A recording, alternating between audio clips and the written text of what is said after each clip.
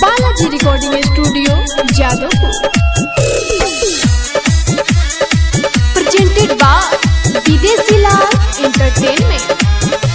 शीशा में पैक बानी कोई बोतल चढ़ल पानी।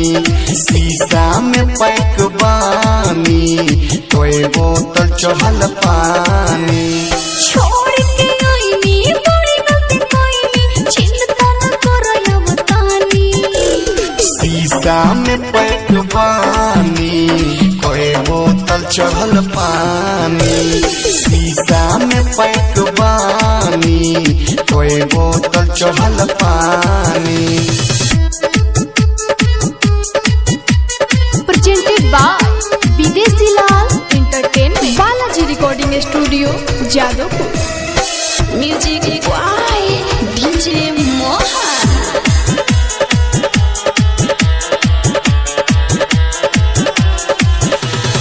ओके कौन बहाना मिले तू हमसे आवो।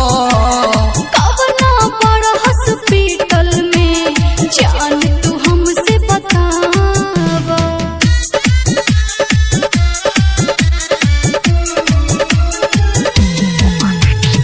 ओके कौन बहाना मिले तू हमसे आवो।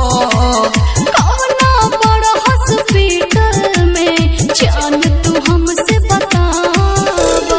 खत्म होता कहानी कोई बोतल चढ़ल पानी। शीशा में पैक बानी कोई बोतल चढ़ल पानी।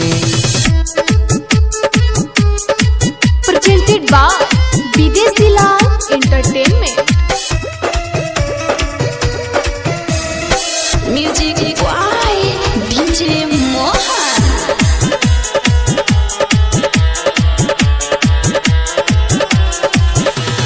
दूरग सबे दर्दी बारे देखो कौना हालात में। यादो विदेशिया वतनी हम तो यहाँ जुए के रात में।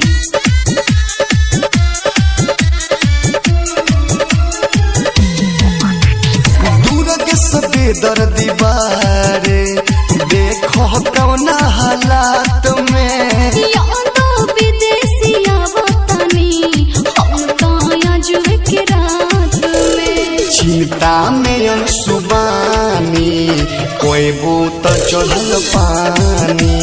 शीशा में पैक बानी कोई बोतल चढ़ल पानी। Balaji recording studio Jadavpur.